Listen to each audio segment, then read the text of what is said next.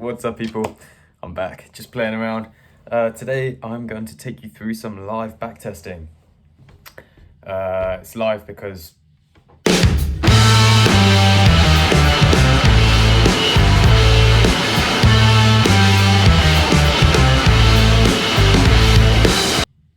don't really know, but I'm just going to show you some of the backtesting that I'm doing because it's so important. It's something that I'm doing just now on a Sunday because the markets are closed. Perfect time to backtest on the weekend. But it's one of those things, firstly, a lot of people don't want to do it. Simple as that. It's boring, in a sense. It's hard. Some people don't actually know what they're doing when they're backtesting. So I'm doing this to help people that have no idea, and also people who are experienced can help me what I'm missing when I'm backtesting, or if I'm doing it wrong, really, all of that. I'm not cherry picking any of these things. It's literally Friday the 8th of March and today's the Sunday the 10th. This is the last trading day. I'll just be backtesting EU and GU, so GBP USD and Euro USD.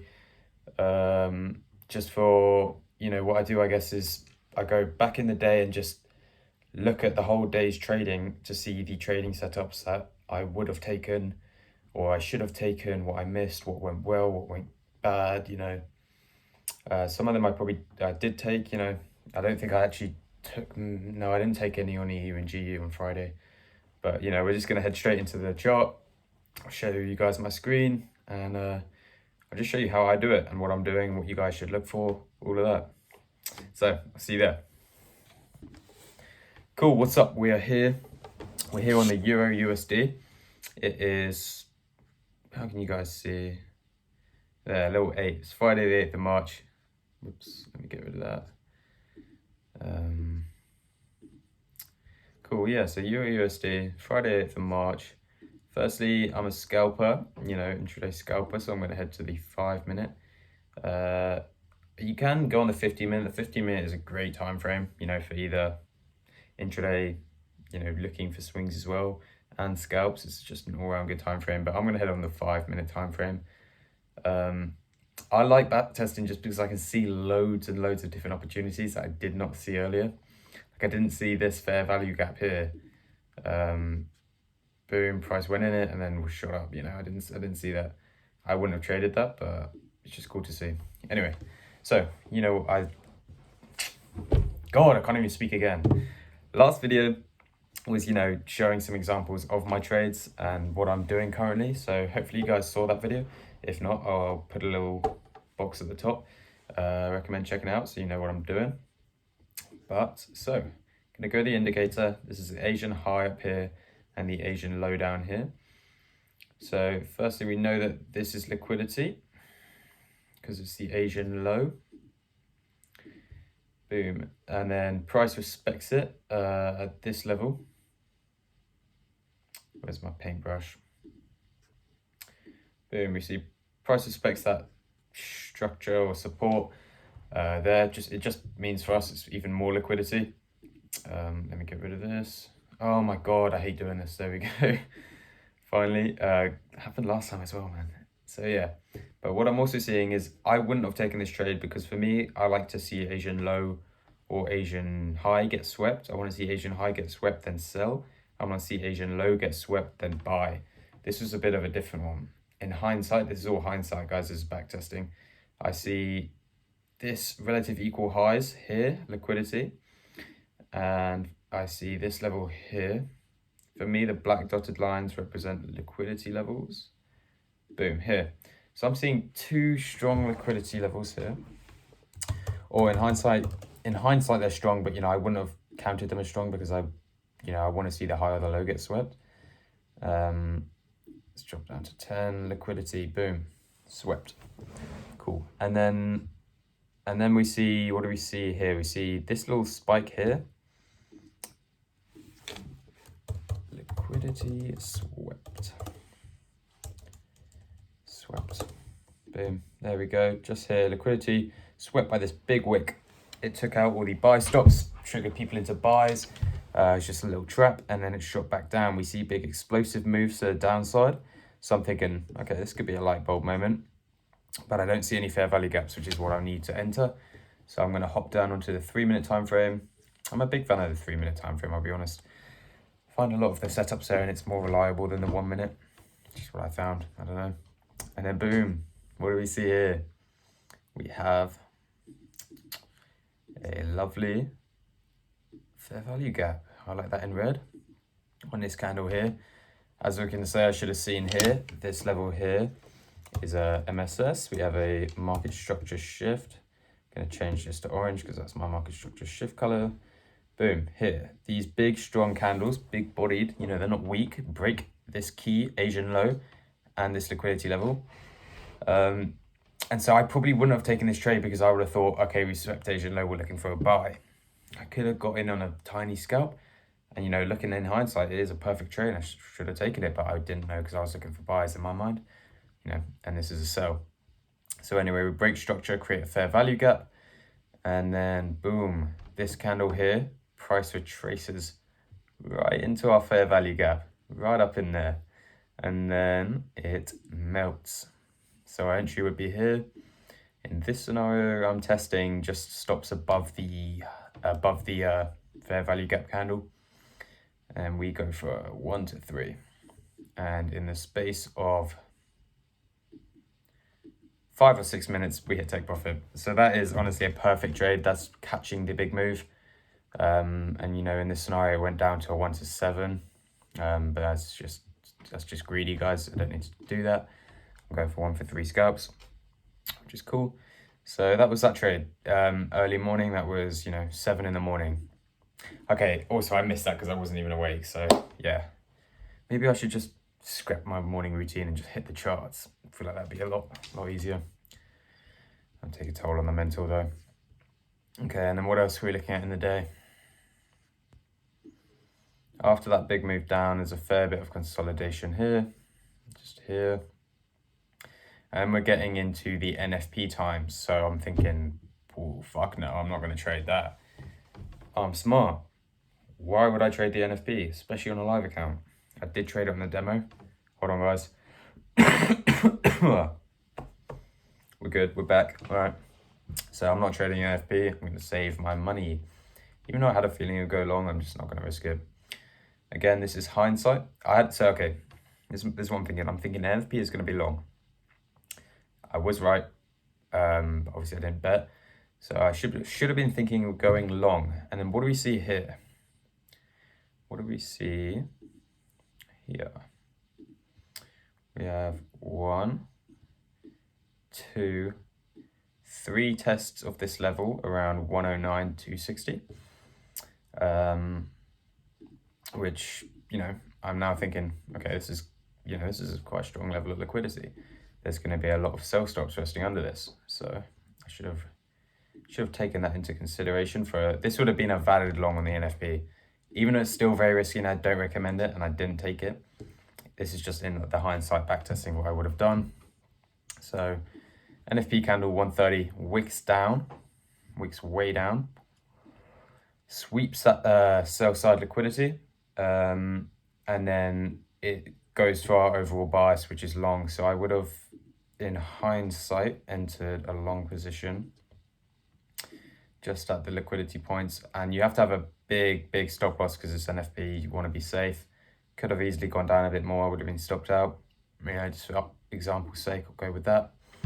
And so obviously it's NFP that happened in 3 minutes. Take profit. But I just don't recommend doing this, guys. So, and then backtesting, cool. So what I would do for my backtesting, after I've spotted these trades, firstly, Friday, I think that's it for the trades. Those are just the trades I see. And after that, I just know I would have left the market. After big news, it just consolidates, gets messy. And so this was a winning day. I don't see really a losing trade. You know, I just know I wait for Asia and Asia high and low. I don't mess around with these levels really. You know, I could have bought multiple times here at this order block, you know, but I'm just testing different things. So what do I write? Firstly, when I'm backtesting, I write the date. 08, 03, 2024. Make that big so I can see. MSS, and I'm also writing what time frame I would take these trades on, just so I know, it gives me the confidence. Like if I see a 3-minute chart set up, I'm going to be a bit more confident than on the 1 minute. So I write this down. Boom, that one was on the 3-minute. This one was also on the 3-minute. 3-minute, and then let me just cook up a little paragraph here. Drop back down to 10. Fuck, oh my Christ, bro. I'm washed up. Liquidity.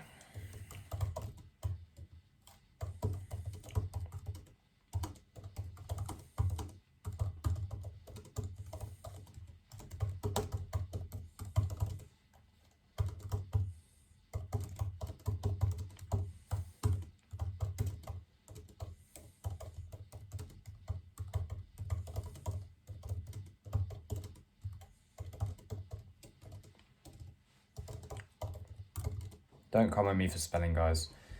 I just think and type too fast for my fingers and things. Overall bias.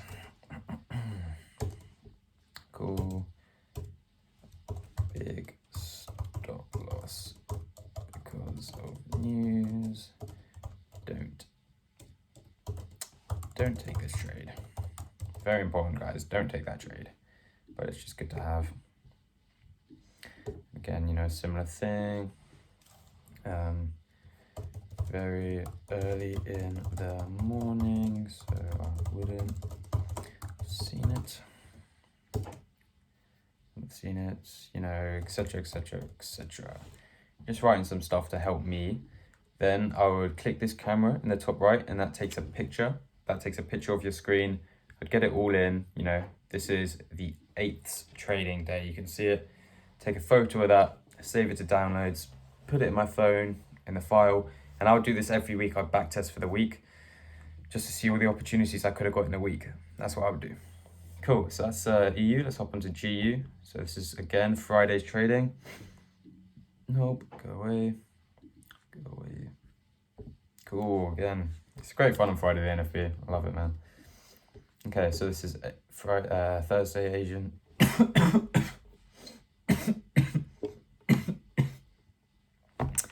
Oh, God, okay. I'm back. Promise you guys I'm fine. Okay, cool. So, again, you would think EU and GU are similar, but occasionally they're not, and it is kind of annoying. But, so what are we doing? We're starting on the 5-minute. Marking out Asia low, because that's the one that got swept. In this case, obviously mark out Asia high as well, because that's a good target to go for. So I'm seeing Asia low got swept, so I'm now looking for buys. This is, one of my classic trades that I would be 100% looking to take. Asia low. I guess the issue I didn't do it because I saw what EU was doing. It was a complete sell-off. So I didn't expect GU to just kind of buy for the whole day. I thought that would sell as well, but you never know. There might have been some Europe news or something in the morning. I can't remember. 5 minutes. So we see the liquidity sweep there. And then looking for a market structure shift. We get it there, already marked up. That's helpful. But I'm going to drop into the 3 to do that. Do you like the 3-minute time frame? You guys know that. Boom. Okay. Here we go. Let's have some fun here. Boom. Structure shift there. MSS.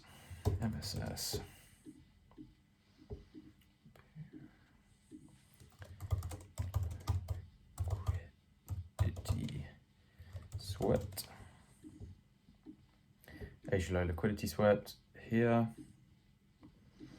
Cool. So now we're looking for the fair value gap. Do we see anything, guys? We see. God, it's good. This really trains your eyes, guys. You have to backtest. Even though it's hard, it can be kind of fun.